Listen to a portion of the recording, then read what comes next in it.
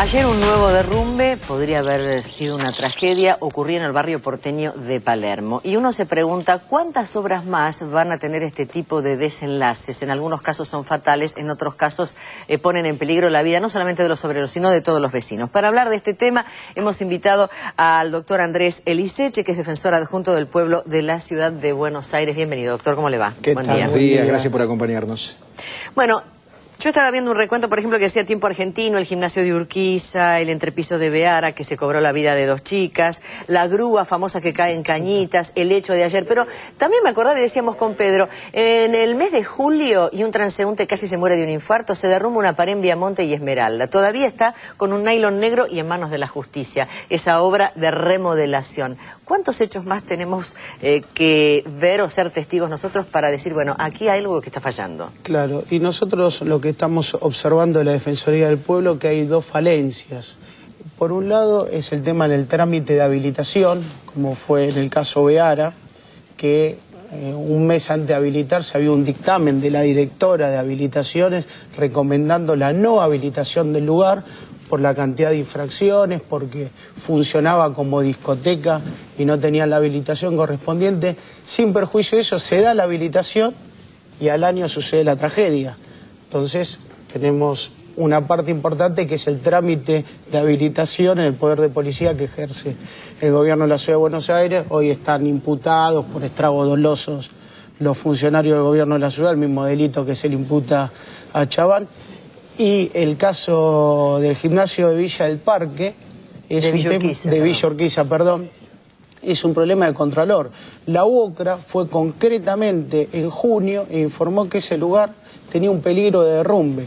El gobierno de la ciudad concurre, la Dirección de Protección del Trabajo, y al no encontrar al personal se retiró. O sea, había una denuncia grave de peligro de derrumbe, el gobierno de la ciudad de Buenos Aires fue, los inspectores tocaron el timbre, al no encontrar a nadie se retiraron. Cuando tienen toda una normativa, el Código de Edificación, el Código de Falta, la Ley de Procedimientos Administrativos para hacer clausuras preventivas. Es más, el gobierno de la ciudad con el poder de policía tiene la posibilidad de, ante un peligro de derrumbe, ingresar a la finca, hacer las tareas de urgentes y necesarias y después cobrárselo a la empresa constructora. Los datos que da a conocer la UOCRA son tremendos, ¿no? En lo que va de este año denunciaron más de 300 irregularidades.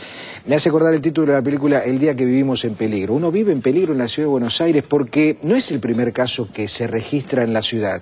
Rogamos, pedimos, por favor, que sea el último caso. Pero hay responsabilidades concretas. ¿Dónde están? Sí, hay un tema que le quería comentar. Una verificación que hizo directamente la Defensoría del Pueblo, no fue ni Protección del Trabajo, del Gobierno de la Ciudad de Buenos Aires, ni la UOCRA.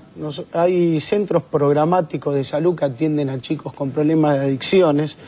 Uno se llama La Otra Base del Encuentro.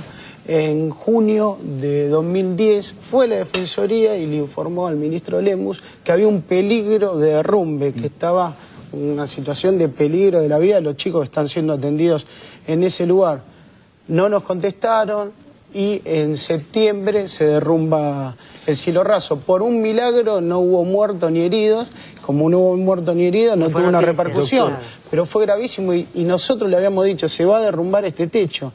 Lo peor de todo, los chicos hasta diciembre saben dónde el gobierno de la ciudad, el lugar que le dio para atenderlos, en un container. A los chicos con problemas de adicciones, ahí en la base programática que depende del Hospital Pineiro, hasta diciembre estaban atendiendo en un container. Hay responsabilidades directas. Y eso hay que determinarlo taxativamente, digo, ¿no? Porque son los obreros, son los materiales que usan, son los planos, son los profesionales, los arquitectos, los ingenieros, son quienes autorizan las obras. ¿Quiénes son? Sí, la Defensoría del Pueblo presentó un proyecto que fue sancionado, la ley 3610, a instancia del arquitecto Alimena y Alicia Pierini, que son, Atilio Alimena es el arquitecto que lleva la temática, hoy está de viaje, y para hacer un replanteo del Código de Edificación, convocando a los legisladores, al Consejo Profesional de Arquitectos, a la Defensoría del Pueblo, y evaluar porque creemos que algo no está funcionando bien. Hay inconvenientes en la normativa. Esta ley se sancionó en diciembre del año pasado y lamentablemente todavía no se reunió este consejo para hacer una evaluación integral de la normativa y ver en qué se puede mejorar, porque obviamente está faltando normas claras, mientras precisas, tanto se sigue construyendo, que delimiten la responsabilidad clara de personas, ¿no? A propósito de eso, usted como defensor del pueblo de la ciudad sabe muy bien que hay muchos movimientos de vecinos en los barrios de Caballito, en la zona de Palermo, en la zona de Cañitas, que están en contra de esta proliferación de construcciones por doquier. Sabemos que es un negocio millonario, hay mucho dinero en juego, y a veces uno dice, ¿cómo puede ser si hay una legislación que prohíbe la construcción de más de 4 pisos, se construyan estas torres, todas se manejan con electricidad, lo que va en detrimento del vecino que tiene una casita con un calefón y una cocina y se queda sin gas en pleno invierno o sin luz en pleno verano? Y entonces se pregunta, ¿por qué está pasando esto? ¿No escuchan la necesidad de los vecinos?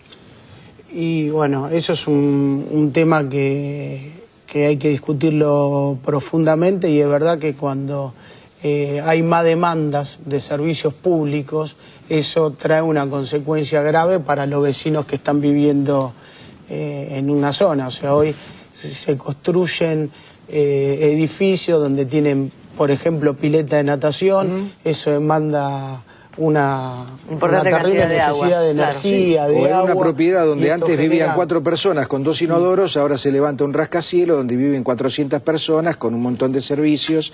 En fin, ha cambiado el panorama. Pero hay que preguntarse, ¿está sobredimensionado el tema de la construcción en la capital federal? ¿Está desbordada en este sentido la zona metropolitana? Y yo creo que en algunos barrios concretos, como por ejemplo el barrio de Caballito, decimos, bueno, habría que hacer un análisis integral. Ahí se están haciendo obras y después los servicios no dan para cubrir las necesidades y perjudican a los vecinos que están viviendo en esos lugares. Y después tenemos otras realidades, por ejemplo, la necesidad de una política habitacional seria para la gente que no tiene vivienda en la zona sur.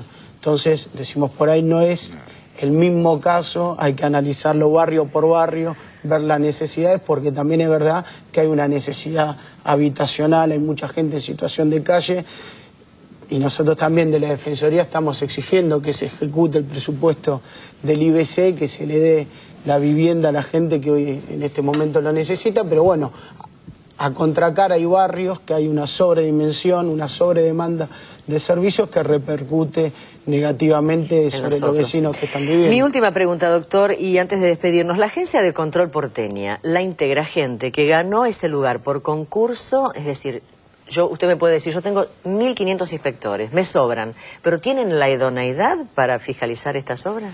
Y cuando se creó, la idea era justamente que se cree como se designe por concurso, así lo establece la ley, por eso se estableció independientemente la ley de ministerios, pero no, son designaciones directas que se están realizando.